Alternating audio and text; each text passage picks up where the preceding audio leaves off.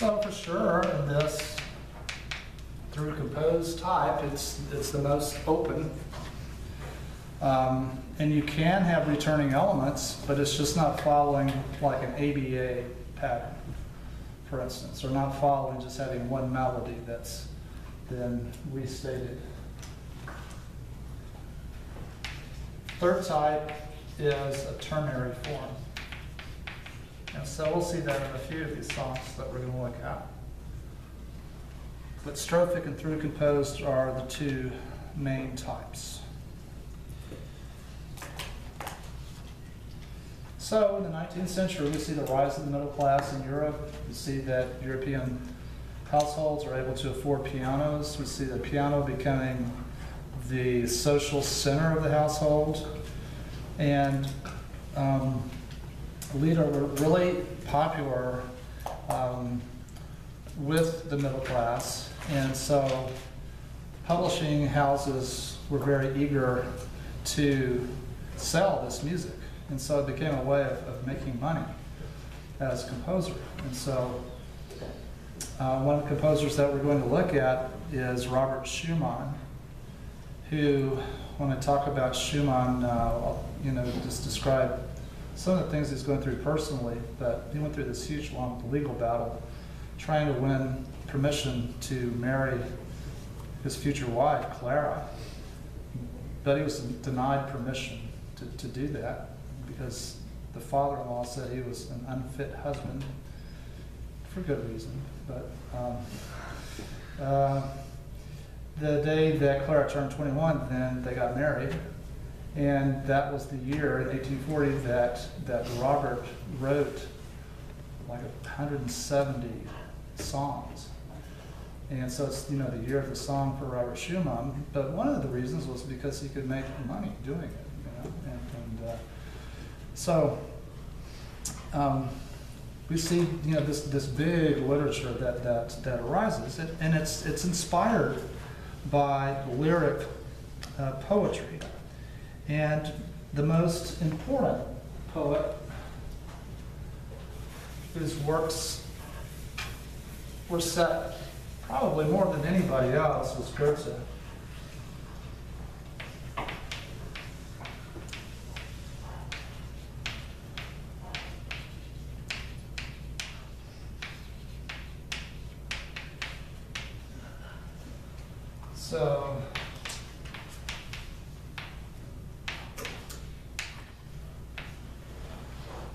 So Goethe was a polymath, so a genius in many different fields. So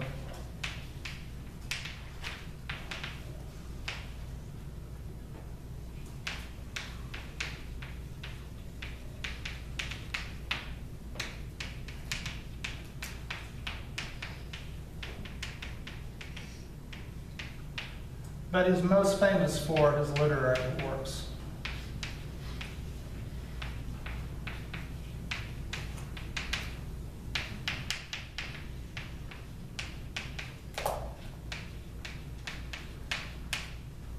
And his epic drama was Faust. And so that just inspired lots and lots of musical compositions. His poems were set by Schubert. Schubert set over 50 Goethe texts out of his over 600 songs. Schumann, Brahms, Wolf, Mahler, they all set Goethe poetry. And so you should know just his name. We'll be looking at a couple of Goethe texts in this first composer, Franz Schubert.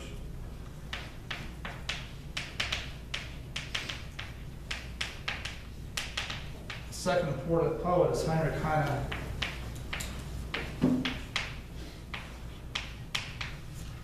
And we're going to look at a set of poems that Schumann used from a body of poetry that he collected called Lyrical Intermezzi. And that is the basis for one of his most famous song cycles, Dich, du lieber, Poet's Love. It's a great, great work. So we'll look at that work. So this poetry had a couple of characteristics. So the idea of the individual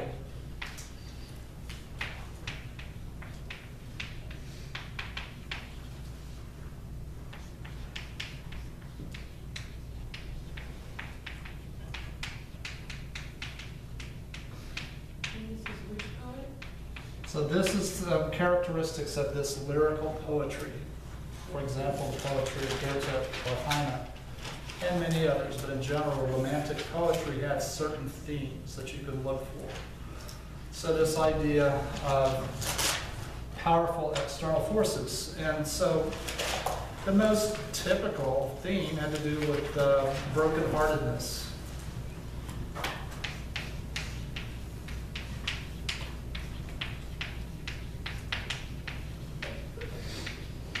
So broken relationships or unrequited love. But you also have themes having to do with nature, the power of nature, of mortality, death. So that's one element. Another element is that of the isolation of the individual. And so that isolation thing is something too that you can find.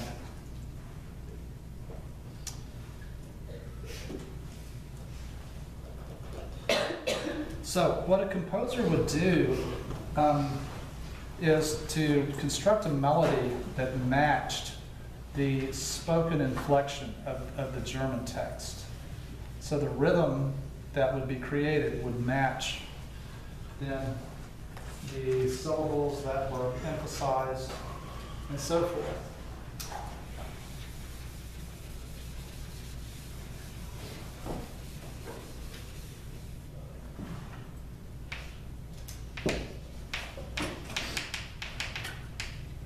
So I'll put here composer.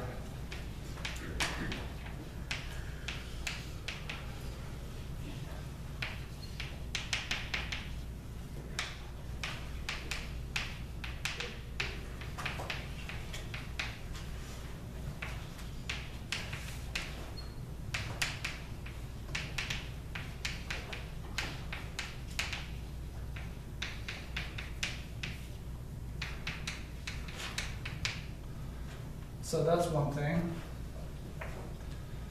Another thing that we'll look for, and associated with this, as far as translations of this into English, that's a very difficult thing to do because of the fact the music was written for the spoken German. And so to come up with a English translation that matches that inflection and still captures the basic idea of the text is very difficult to do. Another thing that we'll see is what is referred to as pictorial elements.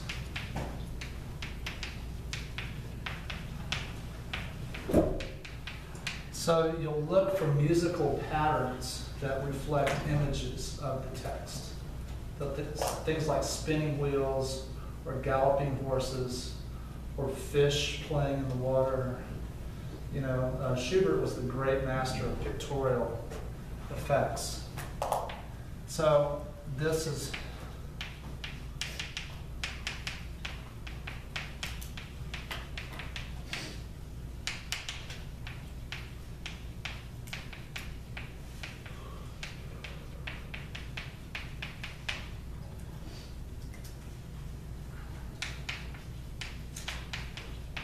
something that we'll be looking at. And we'll also look at the way that the music provides a psychological background.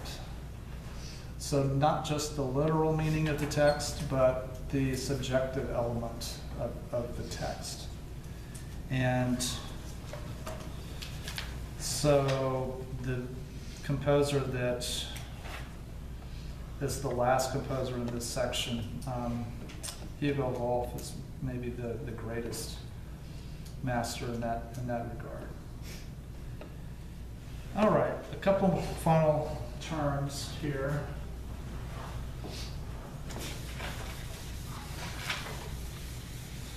We use the term prelude to describe the opening piano passage, if there is one. Sometimes the singer and the piano start at the same time, but an opening prelude could be used.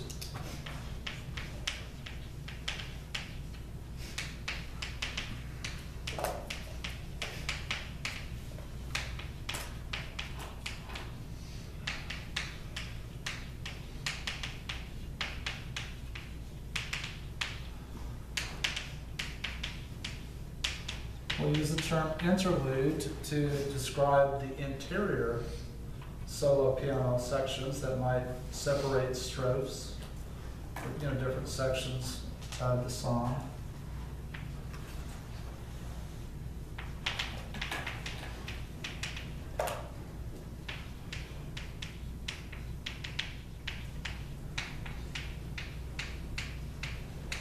And then this term postlude is also used to describe the final passage on the piano, if there is one.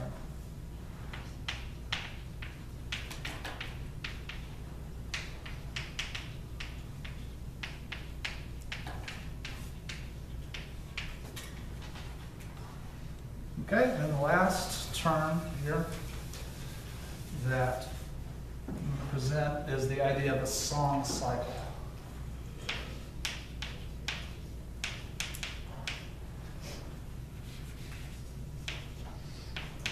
A song cycle is a collection of songs that are having to do with one theme. They're intended to be performed as one big piece. So the Schumann Dichterliebe is a set of 16 songs that are all meant to be sung consecutively, and they tell this story. Even though it's not a literal story, but it just has to do with this progression of events that describe this falling in love and then things breaking apart.